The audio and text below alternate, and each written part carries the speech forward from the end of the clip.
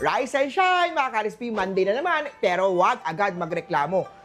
Gamitin ang araw na to para mag-reset ng bago mong pacing.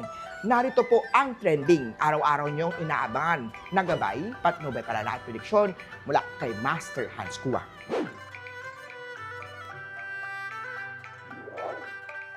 Simulan natin sa mga pinanganak ng Year of the Rat. Medyo moody ang partner mo dahil sa gastos sa weekend. Huwag mo siyang sabayan sa init ng ulo mo. Lambingin mo lang. Sa mga singles naman na may nakakikilig na chat na mas lumalalim ngayong araw. Keep the spark alive. Green at 8. Kaya Ox tayo, huwag mo munang galawin ang savings. Hintayin matapos ang mga bayarin bago mag-shopping ulit ha. Wealth first bago kilig. Yellow at 4.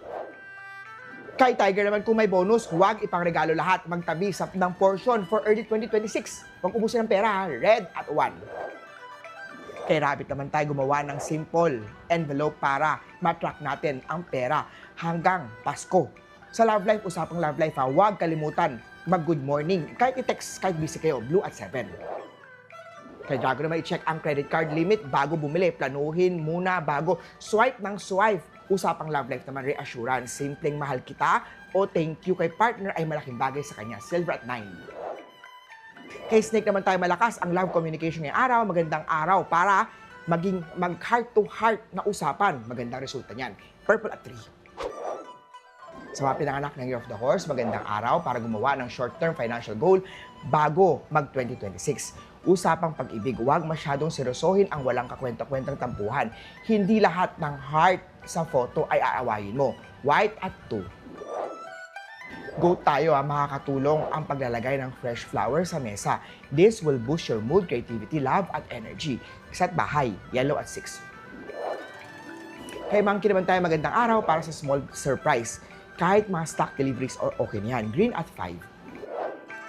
Sa mga pinanganak ng Year of the Rooster, hindi required bayaran ang mga gastusin na magulang mo sa'yo. Hindi ka investment, pero obligasyon mo na alagaan sila sa panahon na hindi na nila kaya. Red at 7. Kay Dog naman tayo, walang masama sa pagtitipid, pero keep in mind na minsan, sa sobrang pagtitipid ay lalo pang napapamahal ang gastusin. Blue at 9. Kay Pink naman tayo, huwag ipagpalit ang long-term goal sa instant gratification. Mag-ipon at i-prioritize ang tunay na kailangan. Gold at 1. Muli po, ito po'y gabay lamang mula kay Master Hans Kua. Nasa inyong mga kamay nasa lalay ang inyong tagumpay. Think positive at i-manifest natin ang success. Mga ka-recipe,